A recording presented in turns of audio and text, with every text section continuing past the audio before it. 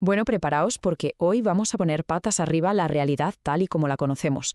Vamos a meternos de lleno en una de las ideas más elegantes y a la vez más polémicas de toda la física, la teoría de cuerdas. Vale, vamos a empezar con una idea que suena casi a poesía. ¿Y si todo, absolutamente todo en el universo, fuera música? ¿Y si esas partículas que nos forman, que forman las estrellas, todo, no fueran bolitas diminutas, sino las vibraciones, las notas de una sinfonía cósmica? Quedaos con esa imagen, por favor, porque es la clave para entender todo lo que viene ahora. Pero a ver, ¿por qué los físicos se tuvieron que sacar de la manga una idea tan rara? Pues porque la física moderna tenía un problema. Y no uno pequeño.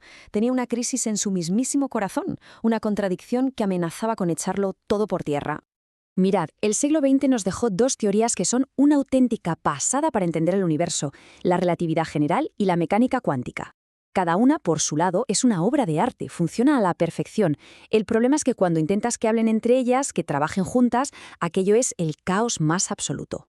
En una esquina del ring, por así decirlo, tenemos la relatividad general de Einstein, la campeona de lo grande, de las estrellas, las galaxias. Su idea central es que la gravedad no es una fuerza, sino la propia geometría del espacio-tiempo. Y en la otra esquina, la mecánica cuántica, la reina indiscutible de lo diminuto, de los átomos, un mundo súper extraño, de probabilidades donde las partículas hacen cosas que nos vuelan la cabeza.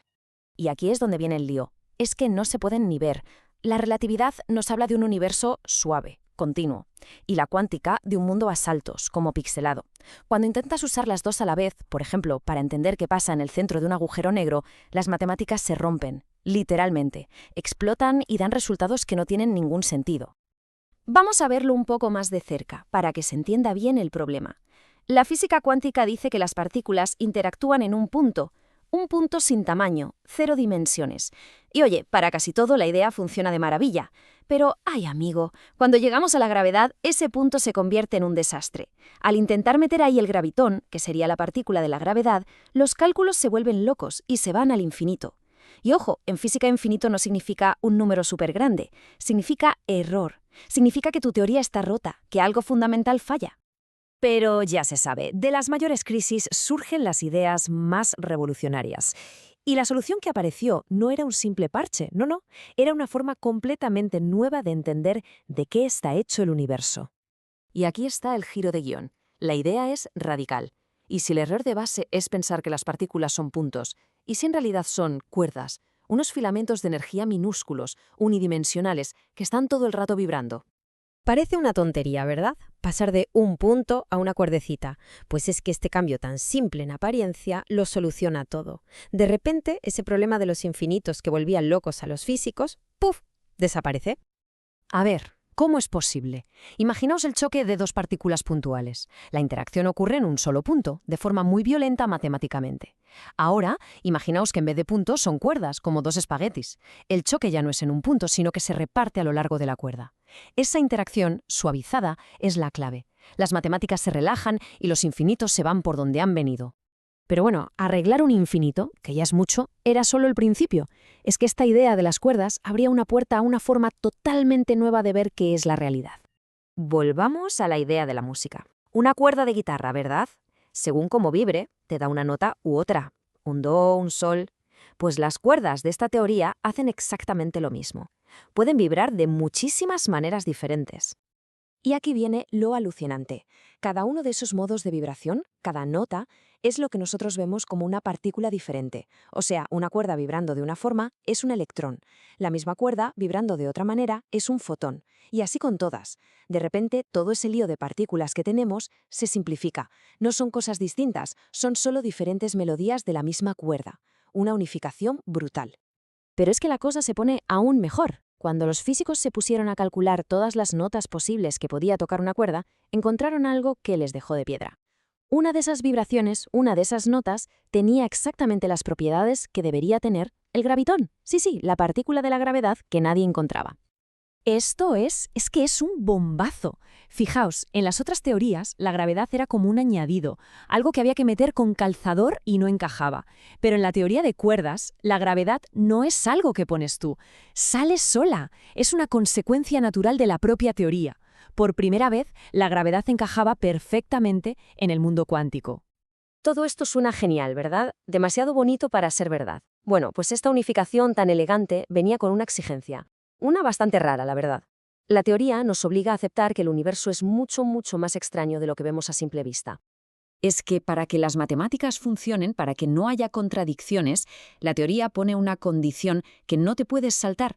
El universo no tiene 3 dimensiones espaciales, tiene más. Y no es que diga, bueno, algunas más, no.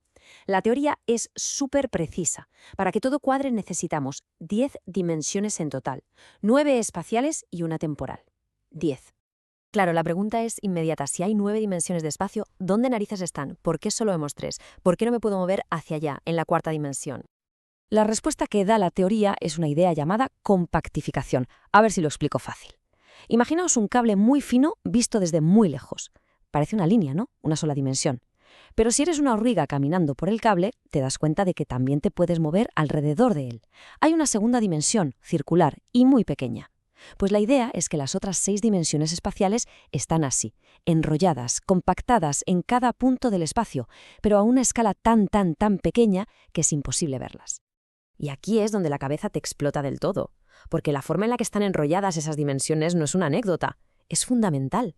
La geometría de esas dimensiones ocultas es la que determina cómo pueden vibrar las cuerdas. Y si determina cómo vibran las cuerdas, determina las partículas que existen y las leyes de la física que vemos.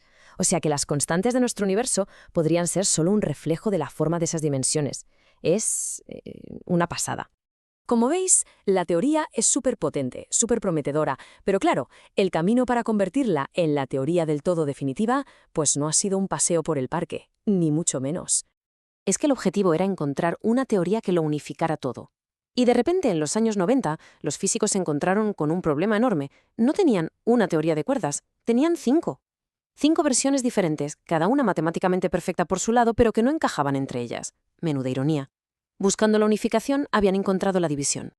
Pero claro, la gente que trabaja en esto es muy lista. Y se empezaron a preguntar, oye, ¿y si no son 5 teorías rivales? ¿Y si son como 5 maneras distintas de mirar la misma cosa? Una cosa todavía más grande y fundamental.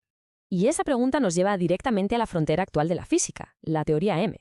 Una teoría madre, por llamarla así, que viviría en 11 dimensiones y que tendría las 5 teorías de cuerdas como casos particulares, como diferentes sombras de sí misma. La teoría M es, bueno, es el gran objetivo ahora mismo. Un territorio casi completamente por explorar, y quizá el mayor misterio al que se enfrenta la ciencia hoy en día. Y con esto volvemos al principio, a la música. Porque si todo esto es cierto, nuestro universo, con sus leyes, sus partículas, con nosotros mismos, podría ser solo una de las infinitas melodías que esta sinfonía cósmica puede tocar. Entender esa partitura al completo, esa es la meta. Ese es el gran desafío que nos mantiene pegados al telescopio y a la pizarra, intentando escuchar un poquito mejor los secretos que nos susurra el universo.